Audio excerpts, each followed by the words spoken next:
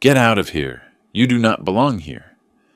Jessica's voice rang out, sharp as a razor cutting through the wedding march. 150 guests went silent. I was there, in the middle of the grand hall, covered in white flowers, looking at my new daughter-in-law in her $8,000 silk dress, her face red with anger, her mouth still trembling with pride. My son Kyle was behind her, stunned as if he had been slapped by the wind. I said nothing. I just nodded slightly, adjusted my shirt collar, and turned around, leaving behind the murmurs of the bride's relatives. I left not out of shame, but because I understood. It was time to teach the lesson I had promised my wife all my life. The lesson of gratitude, the one my son had just lost on the happiest day of his life. My name is Frank Mason. I am 58 years old. I am an electrician, the owner of a small shop on the outskirts of Chicago. All my life I have only known how to work with my hands, with wires, with the smell of sweat and sparks. No degrees, no business cards. But I raised my son, built my house, and lived off my own effort. Kyle is all I have left after losing my wife, Helen, the woman who taught me that true love is not about talking much, but doing without stopping. I still remember the last night before Helen died. She took my hand and said weakly, "Honey, no matter how high our son gets in his studies, do not let him forget these hands," I promised her. A promise I thought I had kept until today. The wedding was held at the Riverside Country Club, a place where every floor tile probably cost more than my monthly salary. Jessica, Kyle's wife, chose that place for its class. From the beginning, I knew I did not belong in that world. People in Armani suits, gold watches, talking with nasal voices and half smiles. I arrived in my $300 suit, the same one I wore to my son's graduation 4 years ago. In the middle of that crowd, I was like an ink stain on a white tablecloth, but I did not care. I came to see my son happy, not to impress anyone. Before the wedding, I silently paid half the party expenses because Kyle told me, "Jessica wants everything to be perfect, Dad." I nodded. In my life, I had never known perfect. I only knew how to do enough. However, in her eyes, the money I worked so hard to earn seemed to be worth nothing. When Jessica screamed, "Get out of here," I felt no anger, only a cold emptiness in my chest. I looked at my son, the one who used to follow me around the shop, the one who begged me, "Dad, I want to be an electrician like you." Now he lowered his head without daring to look at me. I turned around, walked slowly between the illuminated tables, passing through looks of pity and contempt. With every step I heard Helen's voice in my head. When a child forgets gratitude, let him learn again with the price of forgetting. I squeezed the phone in my hand, without crying, without getting angry. I just knew that, after today, not only would a wedding be canceled, but a lesson would begin. Before continuing, subscribe to the channel William's Revenge Stories, and tell us where you are listening from in the comments below. The next morning, before the sun peeked through the window, I was already awake. The old habit of an electrician. Waking up early, making a strong black coffee, and sitting down to listen to the ticking of the clock in the small house. I built this house with my own hands more than 30 years ago, brick by brick, wire by wire. Helen used to say, "The house does not need to be big, just enough to sleep in peace."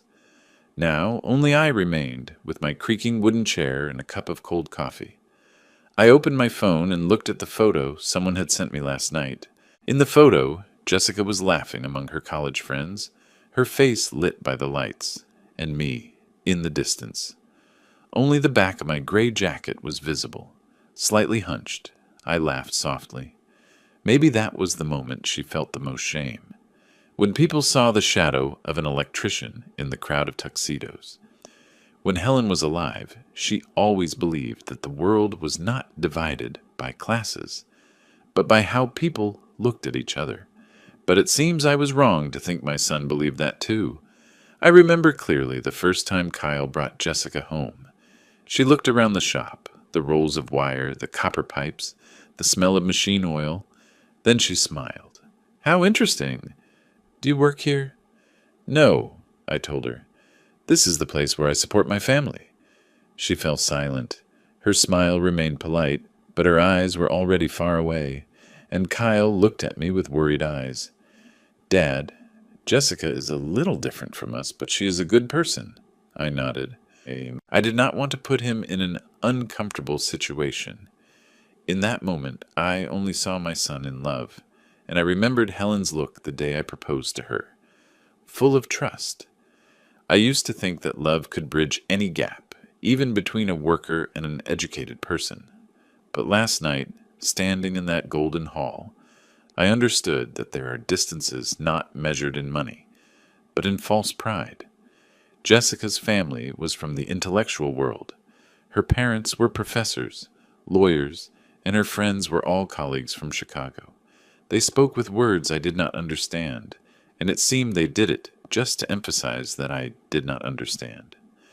When I greeted them, they smiled politely, as if talking to a driver or a waiter. I tried not to give it importance, but every look, every smile, was like a small cut, slowly wounding what I have always preserved, the pride of the worker. Kyle was different. He tried to mediate. He offered me a glass of wine and whispered, "Dad, don't worry. The people here are just a little different." I looked at him and smiled sadly. "Don't worry, son. I am used to working under fluorescent lights, not chandeliers." But that night, when Jessica stood in the middle of the hall, with her face pale and her eyes cold as steel, I knew that a little different was an understatement. She was not only different, but she wanted nothing to do with the roots her husband came from. And in her eyes, I was not her father-in-law. I was a stain on her perfect wedding dress. I took a sip of cold coffee and murmured to myself, "Honey, our son's world is really big." But it seems he has forgotten the way home. That afternoon my head still hurt from the sleepless night, but the voices, the looks at the party kept echoing in my head like the hum of a leaking transformer. I do not remember who started the conversation first. I only remember the kind smile of Mrs. Miller, Jessica's mother, when she approached me while the guests moved to the main dinner. "Mr. Mason," she began with a voice as soft as wedding cake frosting, "can I steal a couple of minutes?" I got up with the intention of giving her my seat, but she gestured with her hand. "It is not necessary. I just want to say something in private. It is a bit noisy here." We went out to the hallway, where the walls were covered in oil paintings, and the light reflected in the crystal chandeliers. Mr. Miller, her husband, and their son Daniel, who worked at an investment bank, were already waiting. They all smiled at me excessively politely. I had already seen that kind of smile hundreds of times, the one people use to hide their contempt. "You must be tired," Mrs. Miller began. "There are a lot of people today. The atmosphere is a little different from usual gatherings." I smiled. "Don't worry, I am used to working among the noise of drills and the smell of welding. These bright lights are much more pleasant." She hesitated. Then she said, as if afraid of offending me, "We just thought that, after dinner, you could go rest early. The rest of the party will be quite professional. They are all friends from Jessica's university, lawyer partners, professors, and young people usually talk a lot about their professions, about laws, about politics. A bit boring for someone outside that world." I looked at them. 3 faces with the same smile. I understood their hint. "You do not belong here." I replied slowly, trying to keep a soft tone. "Well, thanks for the advice. But today is my son's wedding. I think I should stay until the bride and groom leave for their honeymoon." The smile on their faces froze like dry paint. Mrs. Miller nodded slightly, and Mr. Miller replied, "Of course, the decision is yours. We just wanted everything to go well." When they turned around, I saw Daniel's gaze go down to my old shoes, and then to my Seiko watch with the worn paint. That look said it all. I returned silently to my table, trying to smile at my old friend Mike, the painter I had invited. "Everything good, Frank?" asked Mike. I nodded, pouring myself a little more beer. "Everything good, just that. It seems there is no lack of electricity here, but it is cold to the bone." Mike's laughter died down when he realized I was not joking. I sat there, looking at the glasses of sparkling wine, the flowing silk dresses, and I understood. Tonight, I was not just a guest at a wedding, but a guest in another world. I remembered when Kyle was little. Every time a friend made fun of him for having clothes stained with oil, I told him, "It doesn't matter, son. Oil only sticks to the clothes of people who work." But tonight, that phrase could not save me from the feeling of being erased from my own son's memory. The party began. The music sounded soft as velvet. The glasses of red wine shone under the crystal lights. I was sitting at table 10, in a secluded corner near the window, next to Mike and Tony's couple, my former neighbors from Cicero Avenue. They dressed simply, lost in a sea of suits and ball gowns. I looked around. At the main table, Jessica was sitting between her parents, her face radiant as if it were her coronation. Kyle smiled beside her, somewhat forced. I could not blame him. I knew he was trying to be a bridge between two worlds, the world of workers like me and the world of power, titles and money that his wife adored. When the first course was served, Mrs. Miller raised her glass, for the happiness of the bride and groom and for a bright future. I also raised my glass, clinking it gently with Mike's. The wine tasted more bitter than usual. I heard at the next table the group of friends from Jessica's university talking about legal cases, contracts, and stocks. Occasionally they laughed, looked in my direction, whispered something, and laughed again quietly. The kind of laughter I had heard many times in bids, half mocking, half pitying. Halfway through dinner, a gray-haired man, Mr. Peterson, a longtime partner of the Miller family, approached. He shook my hand, his look somewhat inquisitive. "Are you Kyle's father?" "Yes." "Ah, the boy is very lucky. Jessica is a girl with a bright future." He said lucky with the tone people usually use to talk about someone who has just won the lottery. I just smiled, but inside I felt a slight crack, like a light bulb burning out. With the main course, the atmosphere in the hall became even stranger. Jessica leaned toward Mrs. Peterson and said, loud enough for me to hear, "Kyle is very lucky to have the support of his family. His father is a good person. He is just from another world." "Another world?" asked Mrs. Peterson, raising an eyebrow. "He is a manual worker, you know, but very dedicated. I always respect people like him." I heard every word, every syllable chosen with the precision of a scalpel. People like him. Not like us, but like them. I looked at my son. He heard, but pretended he didn't. Surely he hoped I hadn't heard. I took a sip of beer slowly. In that moment I remembered Helen. She used to say, "If people judge you for your work, let them burn in their own pride." But today that fire burned no one but me. When the music started playing, Kyle invited Jessica to dance. The two smiled radiantly under the lights.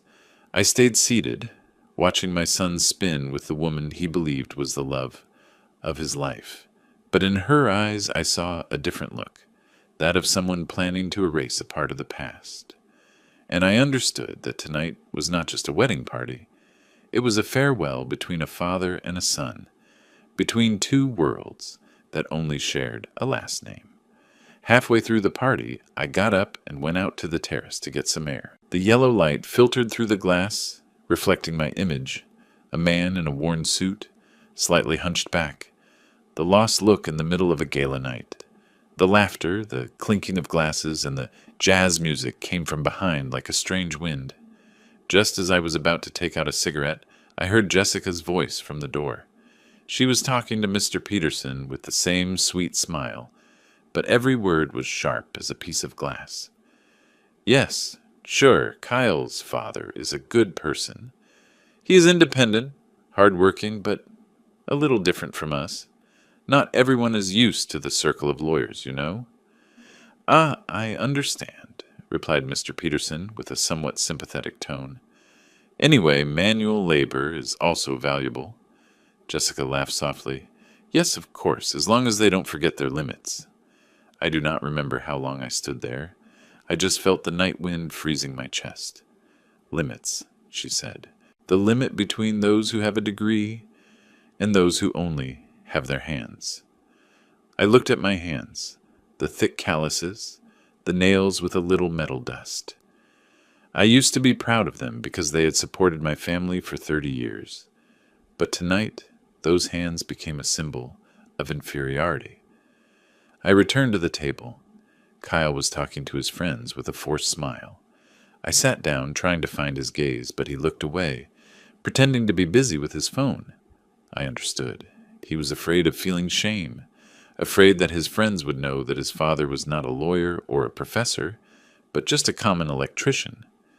Suddenly the music stopped. The master of ceremonies invited the bride and groom to give a speech. Jessica went up on stage and took the microphone. She spoke of love, of dreams, of the effort to overcome differences in life. Everyone applauded loudly, but I heard the double meaning behind every word. Differences in life. She was talking about me. When the lights pointed directly at the stage, I saw Kyle's eyes. He was not looking at me, but at the floor. For an instant, I realized I had lost the son I thought would carry the name Mason with pride. Mrs. Miller, sitting at a nearby table, turned to her husband and whispered, "I worry that Mr. Mason feels out of place." He shrugged. "Well, but he will get used to it. People like him don't usually stay late at parties." I drank my beer in one gulp. It burned my throat. People like him. That phrase stuck deeper than a knife. Suddenly I thought of Helen. She believed that people would see the true value of a person if they lived with decency. But Helen, it seems the world has changed. Now people do not care how you live, only what you wear, at which table you sit, and which of their languages you speak. I stood up adjusting my tie. Only one thought in my head. If I stayed longer, I would do something I would regret. I went out to the terrace. I took a deep breath, and at that moment, Jessica's voice sounded behind me.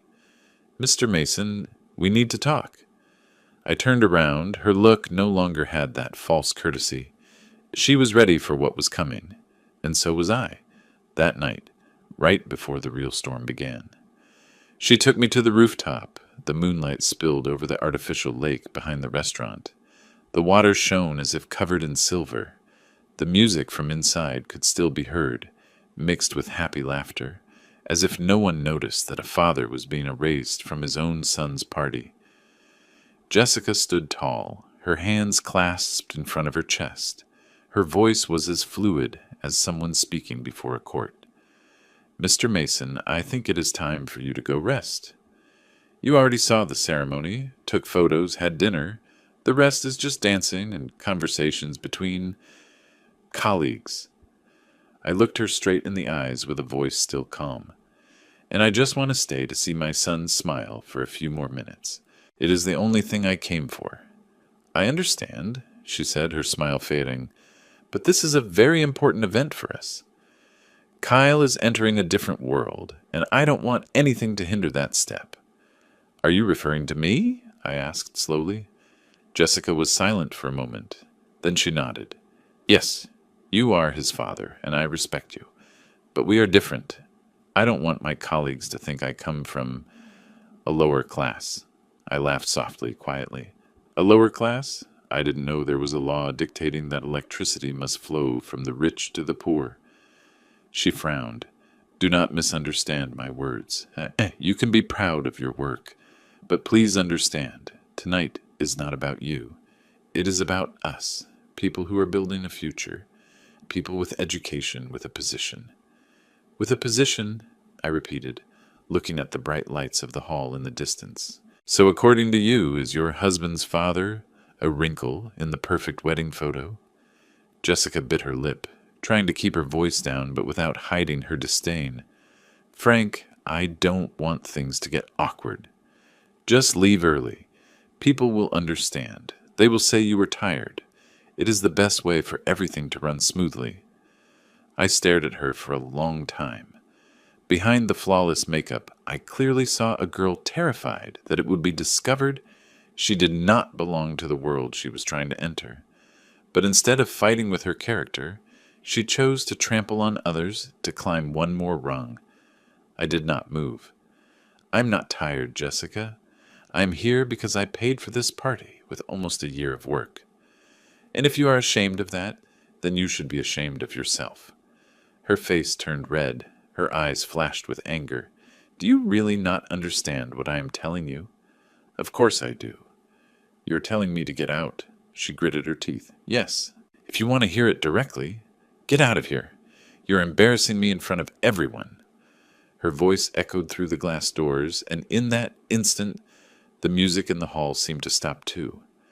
I turned around and saw Kyle standing a few steps away, his face without a drop of blood. "Jessica," he stammered. "What are you saying?" "I'm saying the truth," she shouted. "I don't want your father to ruin our night." The world around me went into absolute silence. I heard no music, no voices, only Helen's voice, as if coming from somewhere, soft and sad. When someone forgets gratitude, do not get angry. Let them learn for the price of their forgetting. I exhaled slowly. In my mind, a decision had just been lit. No one in the hall was dancing anymore. The music stopped in the middle of a song, as if the power had been cut. Hundreds of people looked toward the terrace where I was. Jessica was still breathing heavily, her face pale with anger, while Kyle remained motionless as a statue. I did not say a word. I just put my hand in my pocket, adjusted my tie, and took out my phone. "What are you doing?" asked Jessica with a trembling voice. "Calling a friend," I replied. "Someone who will understand perfectly the limit you just mentioned." I dialed the number of Richard Steinberg, the manager of my accounts at First National Bank, a person whose name alone indicated that the call was important. When Richard answered, I put it on speaker, my voice as calm as if I were reading a contract. "Richard, I want to activate the special clause on 2 student loans, the accounts of Kyle Mason and Jessica Miller." The whole terrace went silent. Jessica frowned. "What loans?" I didn't look at her. I just spoke to the phone. "I want to request the full repayment of principal and interest with immediate effect." Richard hesitated. "Frank, are you sure? It's over $425,000 in total, you know that." I nodded. "I am sure. I have just been informed that they no longer need my participation in their lives. I am just respecting their wish." Jessica took a step back. "You're lying. I never asked you for borrowed money." I turned to her, the light reflecting in my eyes like fire. "No? Then who do you think paid for your 3 years of law at Northwestern at $82,000 a year? Who paid for the bar exam prep course, the laptop, the apartment near the university, and the car you drive?" Her lips trembled. I thought my parents—" "Your parents paid $15,000 a year. The rest, $47,000 a year. It was me." Kyle approached with a broken voice. "Dad, is it true that you also paid for me?" I nodded. $3,400 every month. For 3 years, without missing a single payment. I held up the phone to show them the transfer history. Every line was clear. September 15th, 2021. Transfer 7,600 USD. October 15th, 2021. Transfer 7,600 USD. November 15th, 2021. Transfer 7,600 USD. Jessica stammered. "It can't be." "I didn't know." "Of course you didn't know," I interrupted her. "Because you never asked. People don't ask where the money comes from when they think they deserve it." No one breathed. The guests inside were now crowding with phones in hand, flashes blinking. I heard some whispers. "Is it the father-in-law? Do they owe him money?" I hung up. I put the phone in my pocket and said quietly, "Starting now, you and your husband have 30 days to pay. If you consider me a stain, then clean it with your own money." Jessica stepped back completely. Tears began to fall, while Kyle stared at me with a mixture of confusion and shame. I turned around without saying another word. I walked through the crowd that parted to let me pass, hearing only fragmented whispers. A woman said quietly, "That father—" She didn't need to shout. She just had to tell the truth. I went down the stairs. The cold wind hit my face, but inside I felt a strange warmth. Maybe because I had just flipped the switch on the first lesson my son would have to learn for himself. The lesson on the price of ingratitude. I still remember the light in the hall when the glass door opened after Jessica's scream. The guests stood still. The music stopped in the middle of a song. Only the soft clinking of glasses could be heard. I turned to look. A sea of curious, compassionate, fearful eyes. But strangely, no one was laughing anymore. Jessica was trembling, her lips pale, her gaze searching the room as if looking for a way out. She tried to shout again as if to save her pride. "You can't do that." "It is your son's wedding," I replied, my voice so deep and soft that only those closest could hear me. "And it is also the money I paid so my son could be at this wedding." I did not shout. I just told the truth, but in the air it resonated like thunder. Kyle approached, face pale.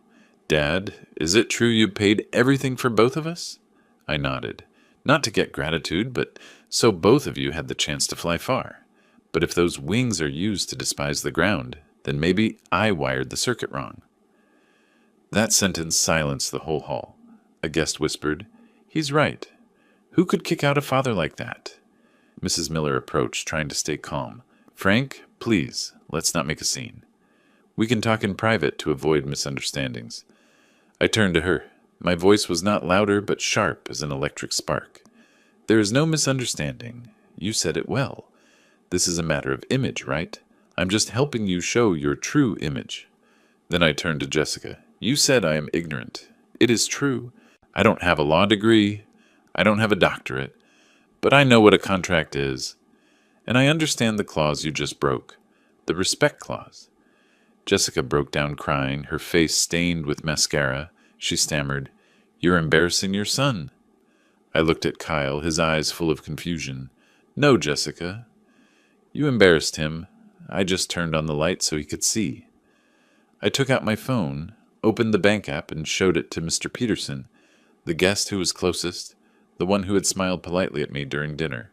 "Could you confirm for me what this line says?" He looked and nodded. "Monthly transfer. Private educational loan.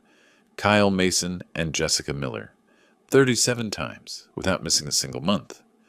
A murmur spread through the hall, like an electric current through a metal net. Jessica collapsed into a chair, covering her face with her hands. Mrs. Miller stepped back, face pale. Kyle stood paralyzed, moving his lips without being able to say a word.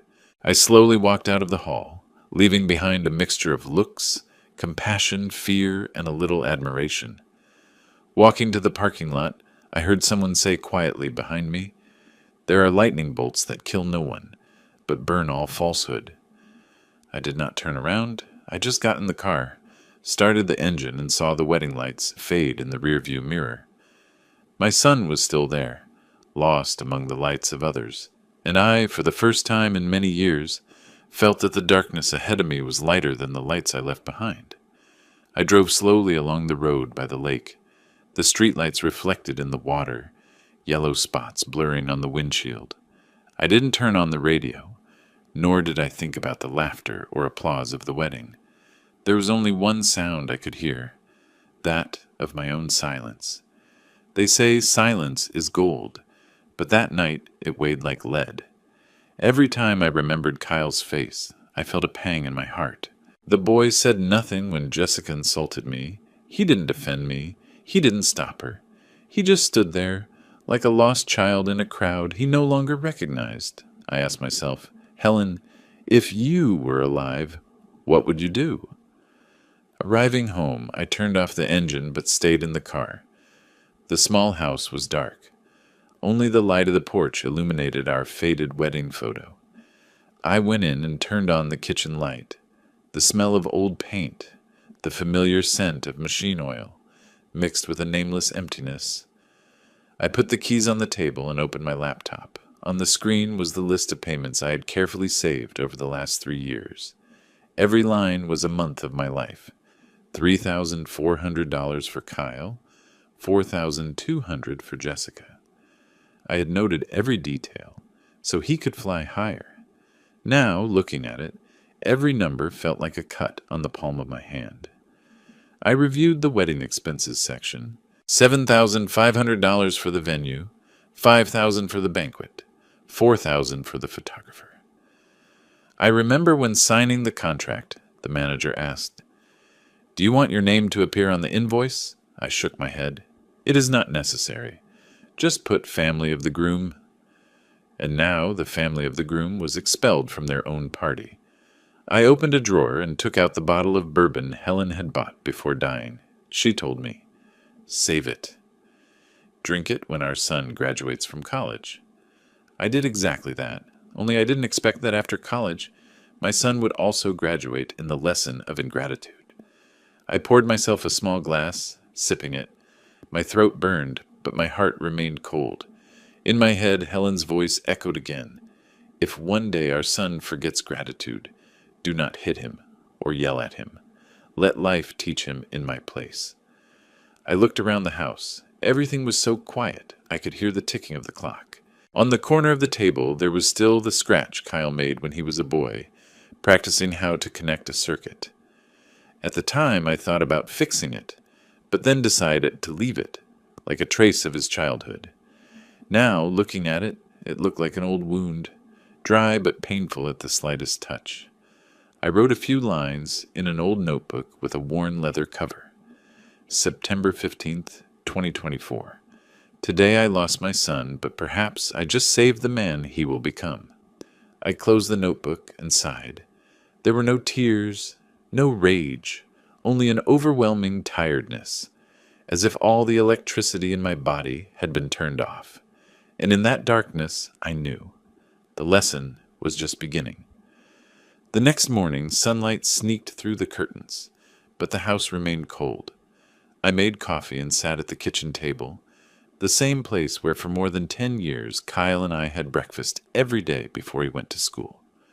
On the wall still hung his college graduation photo, blue gown, radiant smile, and me behind with my hand on his shoulder. Now, looking at it, I saw in my eyes back then a lifetime of trust. I stared so long that the coffee got cold. Outside, cars passed noisily, but inside the house, everything remained in a deathly silence. I opened the laptop again, this time not to see the bills, but to face the truth. I had exchanged so many years of my life for what others call social status. Maybe I was wrong to believe that if I tried my hardest, my son would not forget his roots. In the folder, Kyle's future, I had saved everything, from the tuition contract, the rent bills, to the receipts for textbooks. I was so careful not to claim it, but to remind myself, I am useful. I am still helping my son move forward. But now every number on the screen felt like a stab. I opened another file. Helen JPG, a photo of my wife taken in the shop the day Kyle was accepted into college. She was wearing a blue jacket stained with paint, a cup of coffee in her hand, and a kind smile. I remember perfectly what she said that day. "Honey, we did it. Our son will have a different life." I also smiled, without imagining that that different life would be a place where he would treat us like strangers. Suddenly the phone vibrated. The screen showed Kyle's name. I hesitated a few seconds and then answered. His voice was hoarse and trembling. "Dad, I'm sorry, Jessica." She is in a panic. The press won't stop calling. Someone recorded a video last night and uploaded it to the internet. The whole party saw everything. I said nothing, just listened to his ragged breathing. "She is afraid of losing her job, Dad. Afraid that they will cancel her contract at the law firm. She is crying. Her mom is trying to comfort her." I closed my eyes, my voice calm. "Kyle, I just ask you one thing. When your wife said I was ignorant, that I didn't deserve to be at her party, where were you?" There was silence on the other end of the line. I heard him take a deep breath and then whisper, I just wanted to avoid a bigger problem." "Does that mean you chose to stay silent?" "I didn't know what to do." "You didn't know, or were you ashamed of me?" That question made the air become dense. After a long while, he said quietly, "Dad, I was wrong. I didn't know she would say those things," I replied. "The mistake wasn't that you didn't stop her, but that you forgot who brought you to where you are today." I heard his muffled sobs. but instead of anger, I only felt tiredness. Kyle, don't apologize. Let life teach you, as your mother asked me. Those bills are now the lesson, and every lesson has a price. I hung up, put the phone on the table, and looked toward the backyard. In that place, years ago, Helen and I taught Kyle to fly a kite. Now, only the wind blew through the old string, whispering like a reminder. What flies too high and forgets its roots, sooner or later, snaps the string. That noon, while reviewing some electrical repair contracts in the shop, my phone wouldn't stop vibrating. Messages, calls, social media notifications arrived in an avalanche, as if someone had flipped a switch for the whole world to see my family's business. On the screen was a short video, Jessica screaming, "Get out of here!" in the middle of the wedding, followed by the scene of my call, my calm voice talking about $425,000 and an immediate payment clause. Hundreds of comments, shared thousands of times. Someone gave it a headline, "Bride kicks father-in-law out of party, not knowing he paid for her law degree." I didn't know whether to laugh or sigh. My son called a few minutes later. His voice was chaos. "Dad, I didn't know this would get so big. The newspapers, the radio, everyone is talking about this." Jessica's in a panic, hiding in her room. "Maybe she should stay there and think," I replied with a deep voice. He begged me. "Dad, I beg you not to say anything else to the media. They are asking if you really lent them the money, if you have papers." I laughed softly. "Son, I am an electrician. I always work with papers. Without papers, no current is safe." In the afternoon, the Chicago Tribune published an article, "The Wedding That Became a Lesson on Class and Gratitude." They wrote neutrally, but the comments were not. "That father is a man of the century." If I were him, I would have done even more. The world needs more fathers like him. Meanwhile, Jessica's social networks exploded. She posted a status. "I am being defamed. What he calls help is actually financial manipulation." Below, people argued heatedly. But then, one by one, the witnesses of the party began to speak. Judge Martinez, Mr. Peterson, Mrs. Anderson, those who were sitting near the terrace, all confirmed. He just stood there, telling the truth, without insulting anyone. The bride, on the other hand, was screaming, calling him ignorant. By night, the law firm where Jessica was about to start working announced that it was temporarily suspending her contract until her ethics were verified. Kyle called again, his voice lifeless. "Dad, they have suspended her. She has lost everything. Do you hear me?" I was silent for a moment. "No, Kyle. She hasn't lost everything. She has just lost the mask." I looked out of the shop. The sunset light illuminated the rolls of copper neatly stacked. My world was simple. If a wire broke, it was reconnected. But people's hearts were not that easy. "Dad, what do I do now?" he asked with a weak voice. "Learn to take responsibility. Both of you." "And me? I won't say another word. The light is now yours. See where it shines." I hung up. I sat at my desk. Outside the shop, the sunset fell like a current, fading into the darkness. But somewhere, I knew. The lesson I had started last night was still running, constant, like an underground circuit, impossible to cut. The next morning I woke up later than usual, not from fatigue, but because the house was suddenly too quiet, the silence of someone who no longer needs to prove anything. I poured myself coffee, turned on the TV, and, as expected, our story was on all the news. On the local channel, an anchor was reading, "The video of the bride who kicked out her father-in-law, who paid for both of their studies, has gone viral with more than 2 million views." Then they repeated the scene where I turned around and left the party.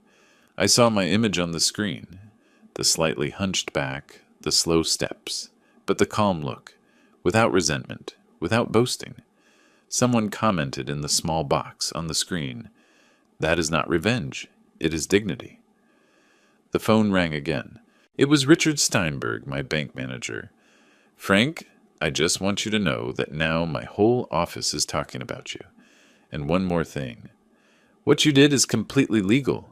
They have no way to sue you. I started laughing.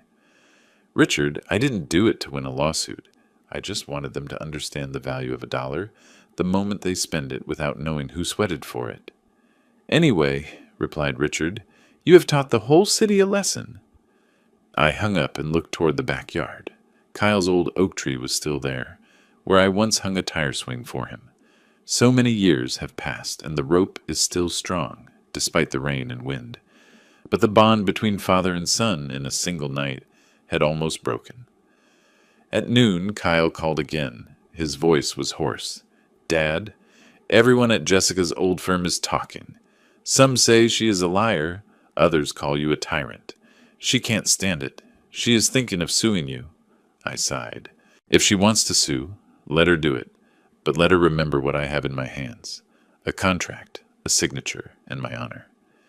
He remained silent and then said quietly, Dad, I really didn't know this would go so far. Everything is breaking. No, son, I said softly. Only what is fake breaks. What is true remains. That afternoon, a neighbor came by and brought me the printed newspaper. On the cover, there was a photo of me leaving the country club, with the headline, The Father Who Taught His Daughter-in-Law a Lesson in Gratitude. Below, the columnist commented, In today's society where titles are valued over character, perhaps we need more people like Frank Mason to remind us that knowledge is not wisdom and that money cannot buy respect. I folded the newspaper and smiled to myself, not out of pride, but because I remembered Helen. If she were alive, she would probably say, See? Sometimes you just need to keep quiet at the right moment for everyone to hear you. I took a sip of coffee, watching the sunlight enter through the window. The small house suddenly felt brighter. Not because the day was prettier, but because I knew that some shadows only dissipate when the light of truth is turned on. That afternoon, the city seemed to know my story. In every coffee shop I passed, people commented, That electrician did the right thing. Some even nodded. Sometimes the most expensive lesson is the price one has to pay for oneself. But among the support, there were also other voices. Some young people wrote on the internet, He went too far. He used money to humiliate others. I read it and just smiled. Every generation needs to touch a socket to understand how strong electricity is. At night, while tidying up the shop, Judge Maria Martinez called. Her voice was grave and serene. Frank, I witnessed everything that happened that day. The press can edit, but I don't forget. If Miss Jessica or anyone else tries to sue you, I will testify in your favor. I laughed softly. Thank you, ma'am. But I don't want to turn this into a legal battle. I just want my son to understand what college doesn't teach. Respect is never free. Still, she said, you should prepare. She is looking for a lawyer.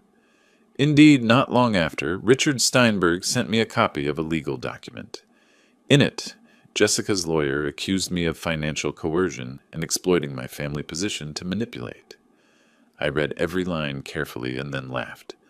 A law student graduating with honors and forgetting that her own signature is also proof, Richard. Yes, he replied with a tone between joking and annoyance. She is cutting her own power cord. That night, Kyle came again. He looked haggard with red eyes. Dad, Jessica is desperate. She says if the press doesn't stop, she won't be admitted to the bar. I sat in a chair and looked at my son. Son, I don't wish for her to fail, but sometimes failure is the beginning of conscience. I was silent for 3 years, believing that kindness would be returned. Now I know silence also has its price. He lowered his head and said quietly, Dad, I was wrong.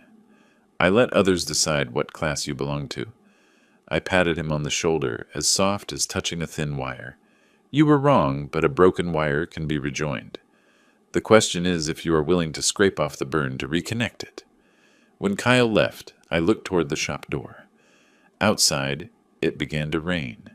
Drops drumming on the tin roof, I sat in silence, listening to the sound of rain mixing with the metallic pounding in my heart. Helen used to say, The rain does not distinguish between roofs, but only those who know how to cover themselves do not get wet. I sighed. Maybe now the rain was cleaning what remained of falsehood. Tomorrow, if Jessica really wanted a confrontation, I would not be afraid, because justice is better late than never. 2 days later, on a foggy morning, a car stopped in front of my house. I looked out the window and saw Kyle get out first, and then Jessica. She wore a gray coat, hair tied up in a hurry, face pale and eyes red, as if she had cried all night. There was no trace of the proud bride from that day, only a young woman trembling with fear and shame. I opened the door. I said nothing. I just gestured for them to come in. They sat at the kitchen table, where Helen used to make breakfast. The air was thick.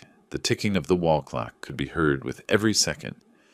Jessica spoke first with a trembling voice. "Mr. Mason, I know I was wrong, but all this has gotten out of control. I have lost my job. The firm withdrew the contract. The press won't leave me alone. Please, stop." I looked at her. My eyes no longer showed anger, only tiredness. "I am not doing anything anymore, Jessica. It was your words that night that started this current. I just let it follow its natural course, action and consequence." She lowered her head. Tears fell. Kyle took her hand and said softly, "Dad, she knows she was wrong." "Me too, but please don't let this ruin everything."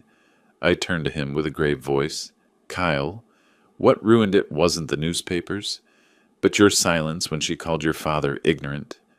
Both looked down. I got up. I opened a closet and took out a thick folder of documents, put it on the table. Inside were all the papers, the loan contract, transfer statements, tuition bills, wedding invoices. Every page had a date, a time, a signature, a clear number. I kept this not to rub it in your face. I just wanted that one day when you were mature enough, you would look at it and understand that every opportunity has a price that someone else paid. Jessica tremblingly touched the first sheet. Her eyes scanned the amounts. $82,000 tuition a year, $15,000 for the prep course, $3,200 for a laptop, $4,000 for the wedding dress. She sobbed. I had no idea it was so much. "People usually have no idea," I replied, "because they are used to receiving without counting." She sobbed chokingly and then said quietly, "I'm so ashamed, Mr. Mason. I really believed I was better, that having more studies meant knowing more, but it turns out I was the most ignorant one in that room that day." I sat back down, speaking slowly. "I don't need an apology, Jessica. I just need you to remember that knowledge without gratitude is just an empty shadow. Helen used to say, if someone dares to bow their head to admit a mistake, do not step on them any more." I sighed, watching Jessica wipe her tears. "It's okay. I don't want to ruin anyone's future. You can renegotiate the debt payment with Richard, but go sign it yourself, and sign with honesty, not with pride." Jessica looked up with teary eyes. "Thank you, sir." I nodded slightly, my voice softer. "You're welcome. Pay with your actions." The kitchen went silent. Outside, the midday sun entered through the window, illuminating the white papers, as bright as an electric light. Helen, I thought. Maybe she was right. Sometimes forgiveness is also a way of teaching. The next morning I sat on the porch with a steaming cup of coffee in my hand. The early autumn air was crisp. The sky was calm. Only the whisper of oak leaves could be heard. This porch was where Kyle sat to do homework as a child, where I taught him to strip copper wires, to connect two ends of a circuit so the light would turn on without short-circuiting. Now the boy was sitting there again, bigger, more tired, and quieter than ever. He arrived early, still in yesterday's wrinkled shirt, eyes sunken from insomnia. I didn't speak. I let him break the silence. After a long while he sighed. "Dad, Jessica can't sleep. She keeps repeating that she ruined everything. She is looking for a new job or anything. She says she wants to start over, that she wants your forgiveness." I took a sip of coffee, looking into the distance. Forgiveness is not a debt that can be broken, and that's it, son. It is a process. But at least she started with the 2 words you haven't said. Kyle lowered his head. His voice cracked. I'm sorry, Dad. Not only did I stay silent, I was also ashamed of you. When I saw everyone looking at you differently, instinctively I lowered my head. I forgot that you have never lowered your head before anyone. I put down the coffee cup and looked directly at him. Kyle, you don't have to be ashamed for being wrong. You just need to have the courage not to do it again. Do you know why I did what I did? Not to humiliate anyone, but so you would understand that respect is a one-way current. The light only turns on when it flows in the right direction. He looked up with teary eyes.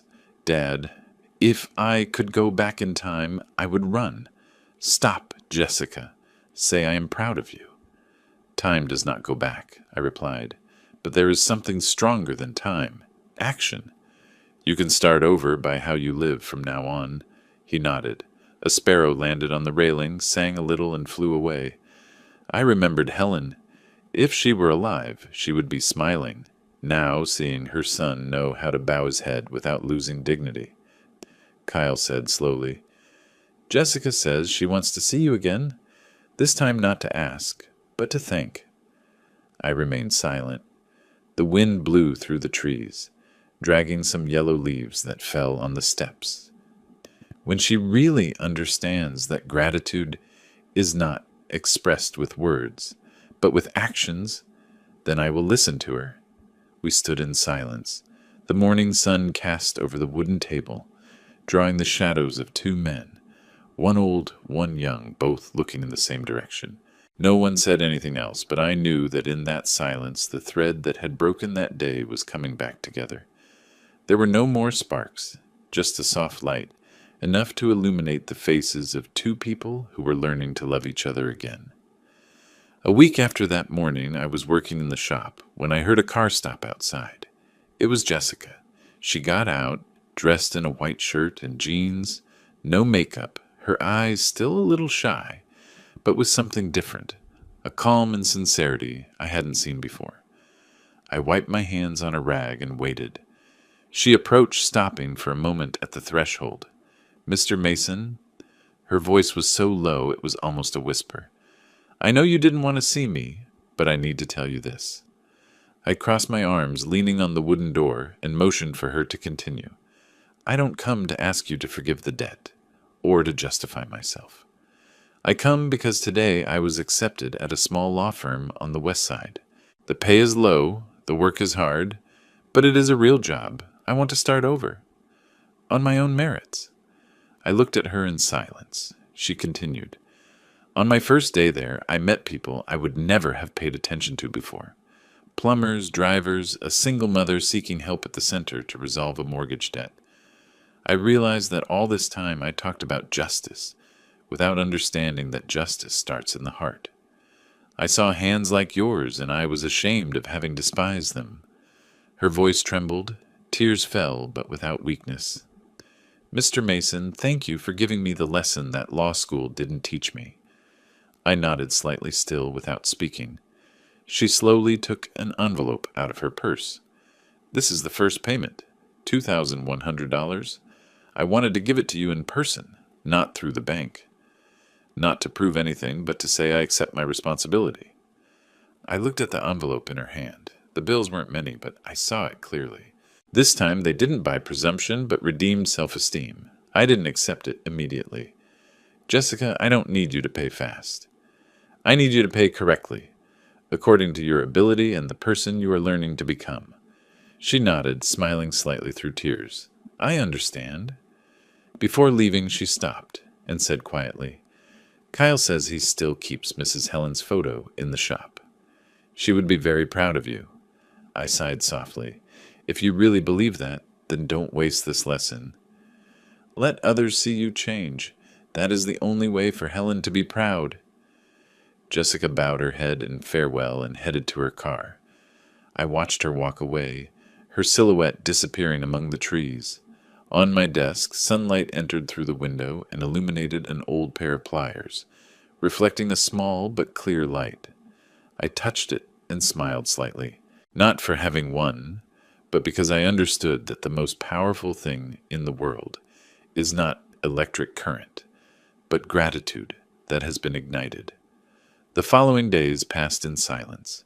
I returned to my routine in the shop. Wires, switches, the smell of hot metal, the hum of drills. But something in me had changed. Every morning, opening the door, I no longer felt that heaviness. Maybe because finally the current had flowed back in the right direction, from pain to forgiveness. One afternoon, Kyle came with a paper bag. "Dad, Jessica asked me to give you this." I opened it and saw inside a photo printed in large format. It was a wedding photo, but not the one from the country club. This one was taken in a small church, with natural light, simple, and in the bottom corner, a handwritten note. "Thank you for giving us the chance to learn to be people again." Below were both signatures. I looked at it for a long time. There were no longer luxurious wedding dresses or ostentatious smiles. Only two real faces, simple, a little trembling but warm. I nodded slightly. This time they do know how to look directly at the camera. I said, half jokingly, half seriously. Kyle sat down, his voice grave. "Dad, I want to thank you, not just for the money or for forgiving Jessica, but for teaching me what it is to be a real man. Before I thought a strong man was someone successful, with degrees, with money, but you taught me that being strong is choosing the right thing, even if you have to be alone." I remained silent, pouring more coffee, the aroma filling the kitchen like in the old times with Helen. "Kyle, you know one thing?" I said, my voice grave but warm. "I don't need anyone to tell me if I am right or not. I just need to know that you have understood. That is enough." He smiled with slightly red eyes. "I understand, Dad. I won't let my son grow up without knowing who his grandfather is." I looked toward the porch where the afternoon sun filtered through the old oak. That sentence moved me. Maybe wounds only truly heal when one thinks of the next generation. Before leaving, Kyle stopped at the door and turned. "Oh, and one more thing. She said that this month she will continue sending the payment on time, but not out of fear of debt, but because she wants to keep her promise." I smiled. "Good. Once people learn to keep their word, they also learn to live with decency." After he left, I stayed on the porch. The wind brought a slight smell of burnt wood from the nearby workshops. I watched the sky darken and told myself, "Helen, do you see?" The tree we planted was whipped by the wind, but it didn't break. Now new leaves are coming out. And for the first time in many months, I allowed myself to smile for real. Not for having won, not for revenge, but because I felt that the past had finally reconciled with the present. 6 months passed since that night at the country club. Spring had arrived. The oak in front of the house had new shoots, as green as if it had never known a storm. I kept working regularly in the shop, getting some important contracts. The laughter of the young apprentices made the space feel less empty, and sometimes during the break they mentioned the story of the electrician who taught his daughter-in-law a lesson as an anecdote. I just smiled, neither denying nor boasting. Life is long enough for whoever wants to understand, to understand. One afternoon, while tidying my desk, Kyle called. His voice was soft, but radiant. "Dad, Jessica is about to give birth." I remained silent for a few seconds, and then started laughing. "Are you going to be a father already?" "Yes. She wanted you to know before anyone else. She said that if it is a girl, her name will be Helen." I squeezed the phone, unable to say a word. Outside, the wind blew through the trees. The scent of lavender from the backyard entered softly. A new cycle of life was about to begin, as smooth as a closed circuit. "Kyle, when you hold that baby, you will understand why I did all this. When you love a child, you know that parents don't need to be thanked immediately, just that their children don't forget them." He was silent for a moment, his voice broken. "Dad, I won't let my daughter forget her roots. I promise." A few weeks later, I went to the hospital. Jessica was in bed, her face tired but radiant. In her arms she held a tiny baby, wrapped in a white blanket. When she saw me, she nodded slightly. "Mr. Mason, thank you for coming.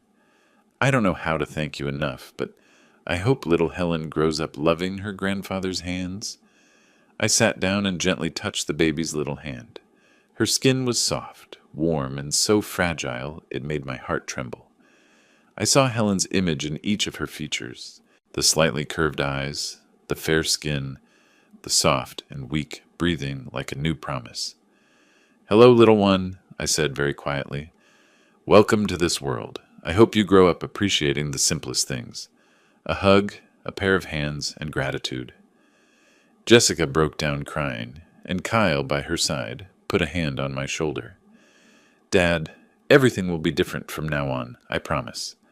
I nodded. Tears fell without me trying to hide them. In that moment, I saw Helen, not in a photo, but as if she were there, smiling, with her tender look. Leaving the hospital, the sunset covered the road. I stopped the car to the side and watched the sun sink behind the distant buildings. There are lessons that do not need to be repeated, only continued, I thought. And in my heart, I knew that the light at the end of the day was not that of the sun, but that of forgiveness. That summer, my life remained the same.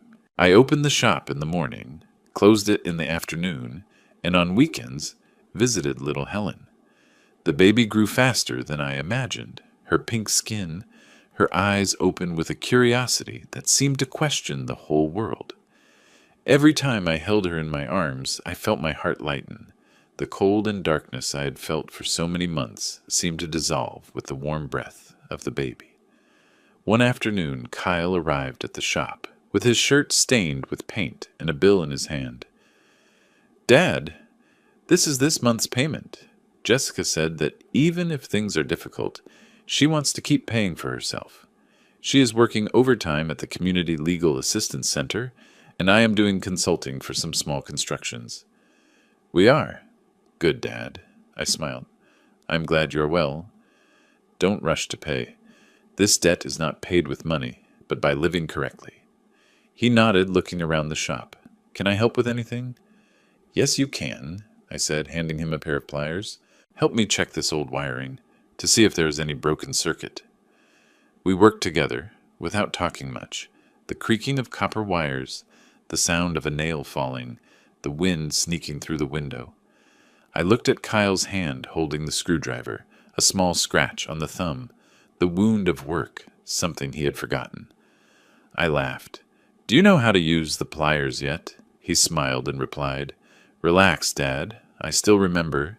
It turns out connecting wires is like connecting people. You have to scrape off the burnt part before you can solder again." I patted him on the shoulder, my gaze warmer than the midday sun. "Exactly. But remember, don't let the current always flow in one direction. Forgiveness also needs to return, so everything lights up equally." That afternoon just stopped by with the baby. She stopped at the door, her face tired but serene. "Mr. Mason, Helen sleeps very well. The nurse says she smiles in her dreams." I looked at my granddaughter, and then at Jessica. She lowered her head and said quietly, "I know I will have to pay this debt for a long time, but it doesn't matter. Because this time, every dollar is proof that I am no longer afraid to look you in the eye." I smiled kindly. "Don't look at me as a creditor. Look at me as someone who once believed you could be better." She hugged the baby tighter, tears rolling down her cheeks. I said nothing else. I just gently put my hand on the girl's head. She started and then grabbed my finger with her whole little hand. In that moment, I felt as if a switch had been turned on somewhere in my heart. A small warm light spread throughout the shop. Helen used to say, "Electricity only makes sense when it is transmitted, and love only makes sense when it is forgiven." I saw mother and daughter walk away. The sunset fell. The smell of welding mixed with the wind. In my mind, I thought, maybe all the currents in the world finally lead to the same place, the heart of one who knows how to love and be grateful. A year passed. Life returned to its rhythm, but my heart was different. The electrical shop worked better than ever. Orders increased, and the young employees called me Don Frank, half jokingly, half with respect. Every time they asked about last year's story, I just smiled. There are wires that, when broken, are even stronger after joining them. Every night I sat on the porch, looking at the oak in front of the house. Under that tree, Kyle had played on the swing. Jessica had come to ask for forgiveness, and now little Helen was learning to walk. Every time she took her first steps, her laughter lit up the whole space. I often picked her up in my arms, and she laughed out loud, her small hands reaching for my face. Every time that happened, I heard my wife's voice echo. See? The light is still here. It just found another way to return. One afternoon, Kyle came and left an envelope on the table. This is the last payment of the debt, Dad. I looked at him and smiled slightly. Keep it. That money is now for your daughter. I no longer need it.